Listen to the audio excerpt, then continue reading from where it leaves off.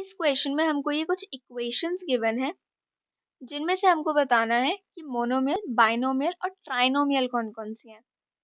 Mono का मतलब होता है वन, यानी जिसमें एक टर्म होगी वो मोनोमियल। बाय मतलब टू, दो टर्म्स हैं तो बाइनोमियल।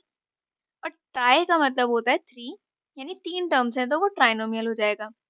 अब अगर तीन से भी ज्यादा टर्म्स हैं, चार, पाँच या इससे भी ज्यादा, तो उनको हम बोलते हैं पॉलिनोमियल। अब यहाँ पर इन इक्वेशंस को हम पहले एक टेबल की फॉर्म में लिख लेते हैं। फर्स्ट इक्वेशन में हमारे पास दो टर्म्स यानी कि बाइनोमियल, इसके लिए मैं बी लिख रही हूँ। नेक्स्ट में हमारे पास एक ही टर्म है, एक टर्म यानी कि मोनोमियल एम। अब यहाँ पर हमारे पास एक, दो, तीन, चार टर्म्स है, यानी कि ये इन तीनों में से किसी भी कैटेगरी में फिट नहीं होगा। ये है हमारा पॉलिनोमियल। नेक्स्ट इक्वेशन में हमारे पास तीन टर्म्स है, तीन यानी ट्राइनोमियल। दो टर्म्स है, दो यानी कि बाइनोमियल। अगेन यहाँ पर एक, दो, तीन टर्म्स हैं तो ट्राइनोमियल। यहाँ पर भी हमारे पास तीन टर्म्स हैं तो ये भी हो जाएगा हमारा ट्राइनोमियल। इसको हम नोट कर लेते हैं पहले।